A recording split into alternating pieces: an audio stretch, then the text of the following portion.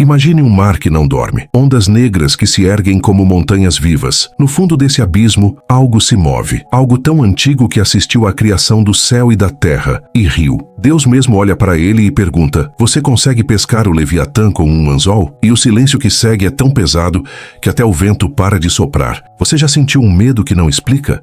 Um terror que parece vir de antes de você nascer? Então fique comigo, porque hoje eu vou te levar até o momento em que Deus, com a própria voz, descreve o monstro que ele mesmo criou e que nenhum homem jamais dominará. Era uma terra queimada pelo sol, coberta de cinzas e luto. Jó estava sentado no chão, o corpo coberto de feridas que ardiam como brasas. Seus amigos o cercavam, falando, tentando encaixar o sofrimento dele dentro de caixinhas de lógica humana. Mas Jó não queria lógica, ele queria Deus. E então o céu se abriu, não com luz suave de anjos, mas com um redemoinho negro que engolia o dia. E daquele redemoinho veio uma voz, tão poderosa que os amigos de Jó caíram de joelhos tapando os ouvidos. E essa voz começou a falar de coisas que nenhum ser humano jamais ousou sonhar. Deus não respondeu às perguntas de Jó. Ele fez perguntas a Jó, e entre todas elas a mais terrível foi sobre o Leviatã.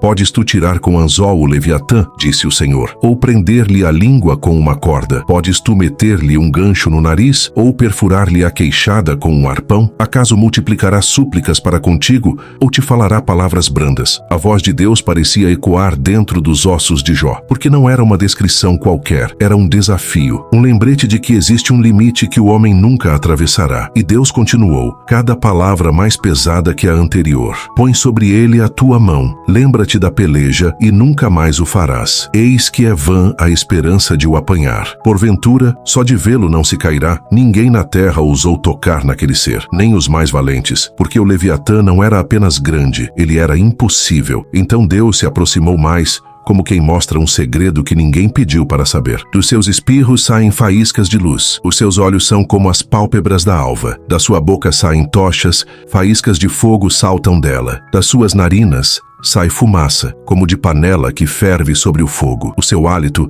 faria acender carvões. Da sua boca sai chama. Era como se Deus estivesse descrevendo um vulcão vivo que nadava, um dragão que não precisava de asas para dominar o céu, porque o mar inteiro era o seu reino. As suas escamas são a sua fortaleza, continuou o Senhor, fechadas como com selo apertado. Uma à outra se chega tanto que nem o ar passa entre elas. Cada uma está colada à outra, se entrelaçam e não se podem separar. Espadas se quebravam como gravetos, flechas ricocheteavam como chuva. O Leviatã ria do barulho das lanças. O fundo do mar era o seu trono, e o pavor era a sua coroa. Quando ele se levanta, os valentes têm medo, ficam fora de si de terror. A espada que o atingir não ficará firme, nem a lança, nem o dardo, nem a armadura. Ele considera o ferro como palha e o bronze como madeira podre. O seu coração é firme como pedra, firme como a pedra inferior do moinho. E então veio a frase que fez Jó tremer mais que todo o resto. Ele é rei sobre todos os filhos do orgulho. Rei, não apenas uma criatura. Rei, porque até o orgulho mais selvagem se curva diante dele. E mesmo assim, mesmo sendo rei, ele não é o rei dos reis. Ele também foi feito. Ele também tem um limite, e esse limite tem um nome. Enquanto Deus falava, algo acontecia dentro de Jó. As feridas ainda doíam, as cinzas ainda cobriam sua pele, mas pela primeira vez em meses, ele não estava olhando para a própria dor. Ele estava olhando para algo muito maior. E quanto mais Deus falava do Leviatã, mais Jó sentia o próprio sofrimento encolher. Porque se Deus segurava na palma da mão um monstro que fazia o mar ferver, então as cinzas de Jó eram apenas pó que o vento levaria embora no momento certo. De repente, o redemoinho parou. O céu voltou a ser azul.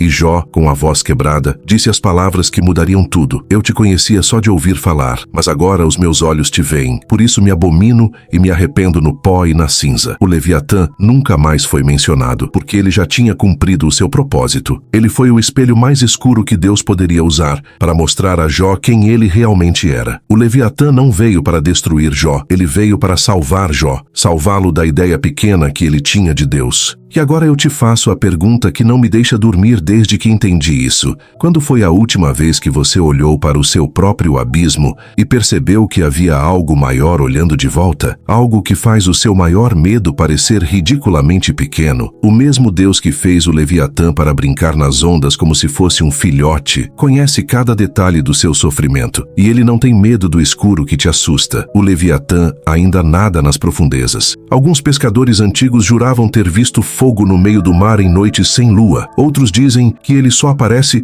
quando alguém está prestes a descobrir quem Deus realmente é. Eu não sei se você acredita nisso, mas eu sei de uma coisa. O Deus que segura o Leviatã com a mão esquerda está usando a direita para te segurar agora. Se essa história atravessou o seu peito como atravessou o meu, escreva aqui embaixo agora mesmo: eu senti ele. Só isso. Ou marque aquela pessoa que está passando pelo vale e precisa lembrar que existe alguém tão grande que até o maior dos monstros obedece quando ele diz: chega, porque às vezes o maior consolo não é ouvir que a dor vai passar, é ouvir que existe um Deus que faz dragões de fogo apenas para lembrar ao mundo quem manda no mar. Eu te vejo no próximo vídeo. Fique na paz daquele que segura o Leviatã e nunca soltou você.